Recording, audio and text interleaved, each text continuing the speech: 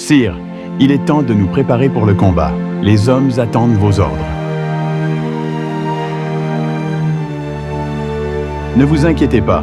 Toutes les familles ont été prévenues et sont à l'abri.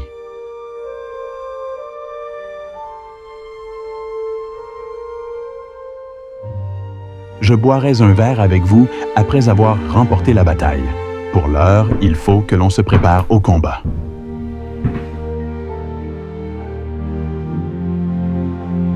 Vous n'avez pas idée de ce à quoi nous avons affaire. Ma femme n'est toujours pas rentrée.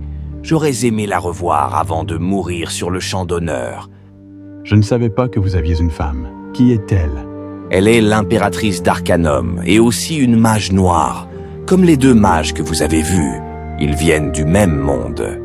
Vous devriez arrêter de boire, Gareth. Je ne comprends pas ce que vous dites et nous avons besoin de toutes vos capacités, aussi bien physiques que stratégiques pour le combat. Le plus important, c'est que notre enfant soit à l'abri, car je ne rentrerai pas vivant de cette guerre et je ne sais où est ma femme pour lui dire adieu. Vous n'avez pas d'enfant, Gareth, encore moins avec cette femme imaginaire. Reprenez-vous, bon sang. Médine, pourquoi crois-tu que ces dernières années, je m'absentais si souvent? Tu m'as même reproché ma présence peu fréquente pour un capitaine de la garde royale. Eh bien, il est temps que je t'avoue quelque chose. J'ai une double vie. J'ai une fille de 3 ans, avec Séraphia, ma femme. Mais pourquoi ne m'avoir rien dit? Je ne vous aurais jamais tourné le dos, surtout si cela impliquait de vous couvrir pour que vous puissiez voir votre famille secrètement. Ça va faire combien de temps, Gareth?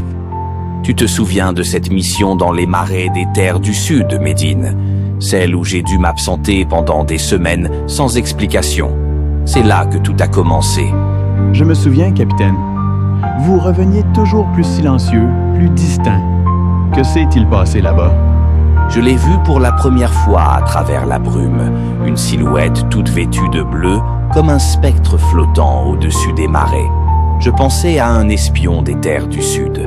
Mon instinct de soldat m'a poussé à foncer sur elle, épée brandie, prêt à frapper. Et puis? J'ai crié en chargeant, les sabots de mon cheval éclaboussant l'eau. Mais elle n'a même pas prêté attention à ma charge brutale.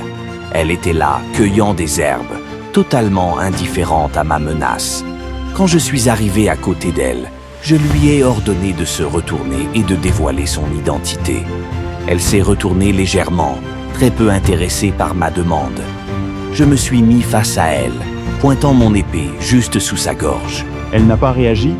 Non, Médine, j'ai crié. « Au diable espion, va en enfer !» Elle m'a regardé calmement et m'a dit « Retirez immédiatement votre épée de ma gorge, elle risquerait d'être abîmée. Et pour ce qui est d'aller en enfer, j'en reviens tout juste. Je ne suis pas intéressé par votre proposition, soldat. » Je n'avais jamais vu une telle assurance. Elle était sans armure, sans armes, mais elle n'avait pas peur de la mort. J'ai voulu savoir qui elle était. Elle m'a dit qu'elle s'appelait Morosend Séraphia, impératrice d'Arcanum et mage noire. Je ne pouvais pas le croire. Je pensais qu'elle mentait, qu'elle était une espionne. Mais elle m'a défié en disant « Si tu avais voulu me tuer, tu l'aurais déjà fait. Pourquoi attendre ?» Qu'avez-vous fait? Je n'ai pas pu la tuer. Sa beauté, son assurance, son mystère, tout en elle me fascinait. Et c'est ainsi que notre histoire a commencé.